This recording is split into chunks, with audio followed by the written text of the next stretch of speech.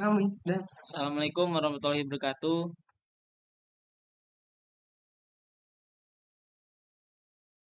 Nama saya Muhammad Reka Dapi dengan NPM 2211060020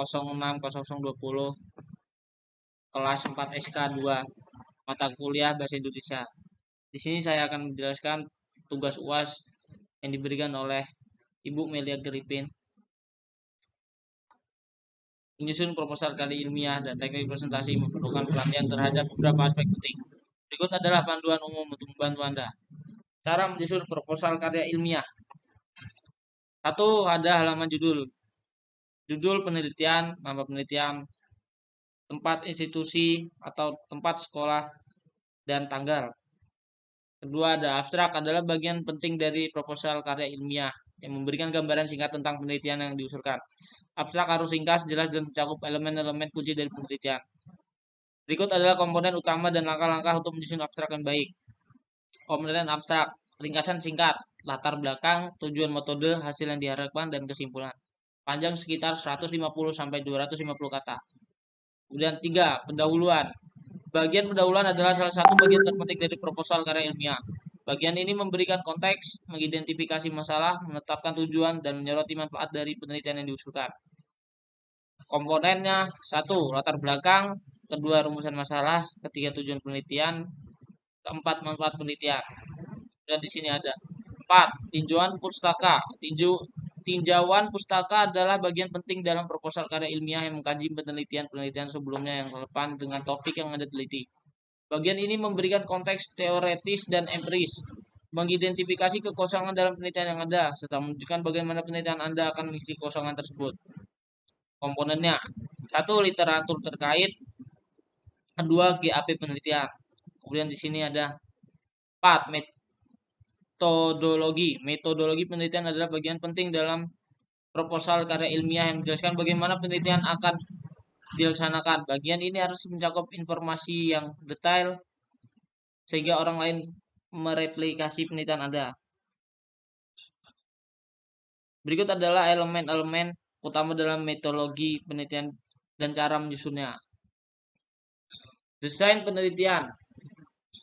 Kedua, ada populasi dan sampel. Ketiga, instrumen penelitian. Keempat, prosedur pengumpulan. Kelima, analisis data.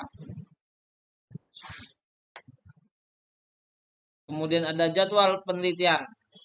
Jadwal penelitian adalah bagian penting dari proposal karya ilmiah yang menguraikan waktu diperlukan untuk menyelesaikan setiap tahap penelitian. Jadwal ini membantu memastikan bahwa penelitian dilakukan secara sistematis dan dalam kerangka waktu yang telah ditetapkan. Rencana waktu. Jadwal kegiatan penelitian dari awal hingga akhir. Buat tabel atau bagian untuk mempermudah.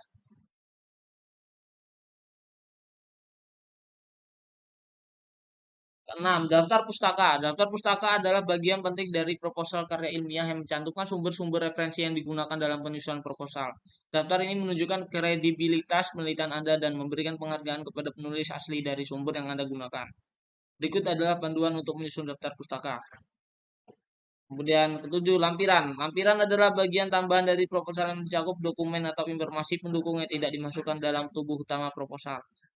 Lampiran digunakan untuk memberikan detail lebih lanjut yang relevan dengan penelitian tetapi terlalu panjang atau terlalu rinci untuk dimasukkan dalam teks utama.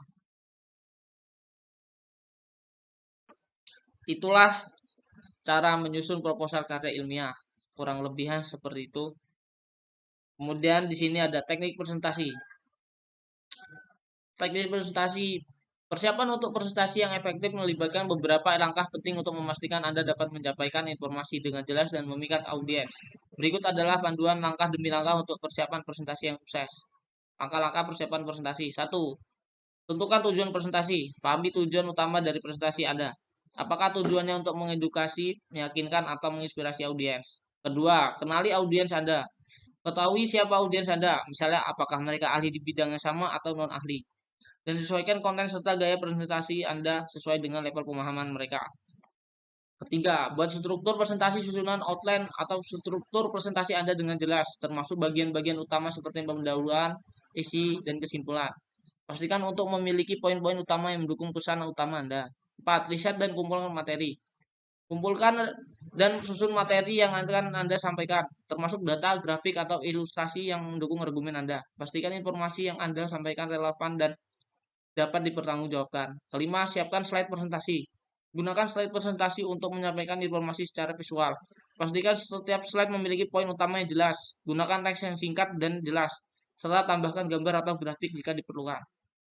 Keenam, buat alur narasi yang lancar. Latih alur narasi Anda sehingga dapat menjelaskan setiap slide dengan lancar. Pastikan transisi antara slide dan topik berjalan dengan alami. Ketujuh, latih dan revisi.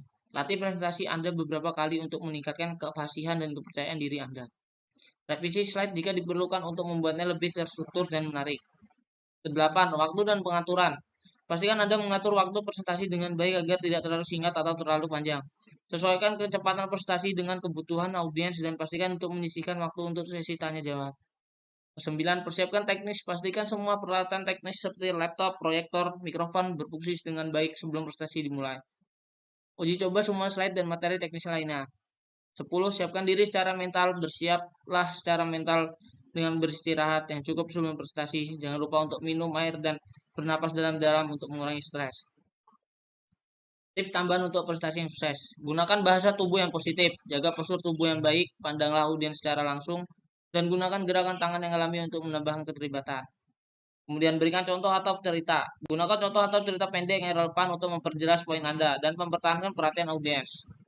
Jadilah responsif. Respons positif terhadap pertanyaan atau umpan balik dari audiens akan meningkatkan interaksi dan kepercayaan diri Anda sebagai pembicara. Dengan mengikuti langkah-langkah ini dan mempersiapkan diri dengan baik, Anda akan memiliki peluang yang lebih besar untuk memberikan presentasi yang efektif dan membuka audiens Anda. Itu saja yang dapat saya sampaikan, kurang lebihnya saya mohon maaf. Saya akhiri. Wassalamualaikum warahmatullahi wabarakatuh.